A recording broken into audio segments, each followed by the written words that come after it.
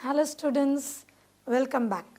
So in this session, we are going to discuss about a new chapter, and it is a very interesting chapter, easy chapter, and the chapter which has good weightage, that is organisms and population.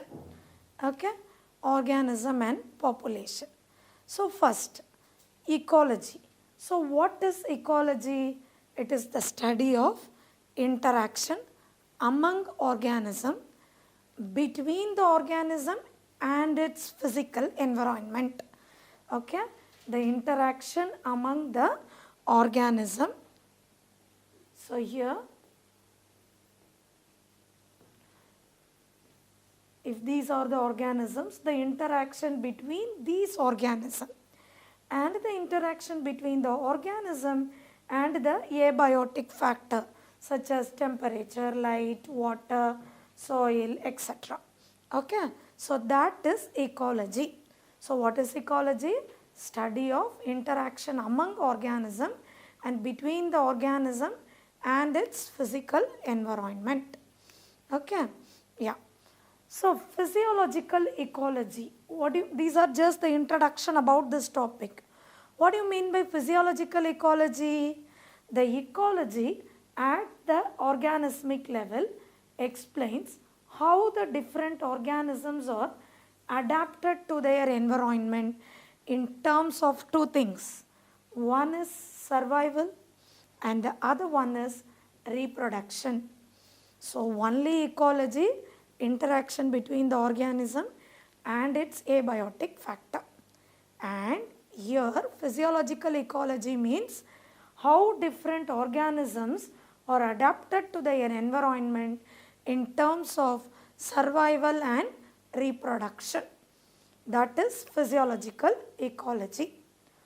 So the rotation of Earth and the tilt of its axis causes the annual variations in temperature and in seasons. So the major biomes like desert, rainforest, tundra are formed due to these variations of temperature and also of precipitation. Precipitation is nothing but, here we are going to mention about the rain and the snow. Okay.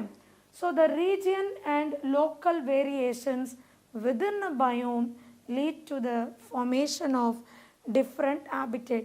Sometimes you might get these figure based type of questions. So here you can see this side it is mean annual temperature. This side it is mean annual precipitation. Mean annual temperature, mean annual precipitation. Precipitation means I have told you rain, water and the snow. Precipitation. So here in the Arctic and Alpine tundra you can see the temperature here. It is 0, -5, -10, isn't it?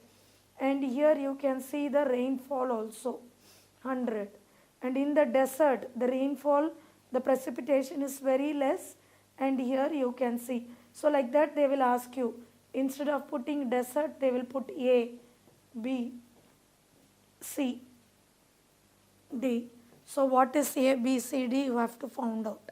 Okay, like that they will ask you questions. So the life exists even in extreme and harsh habitats. So the life of an organism existing in extreme and harsh habitats.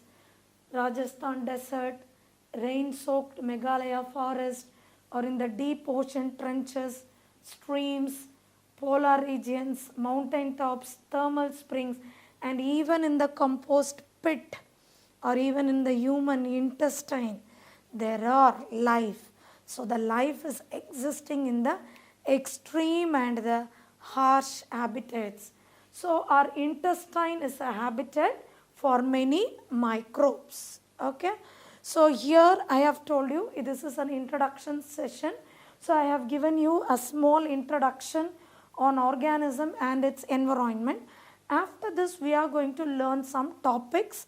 So the first topic is abiotic factor. Okay, abiotic factor and The second one is responses to abiotic factor.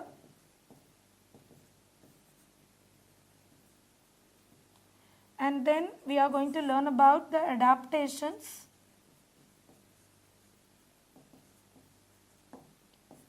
then population attributes,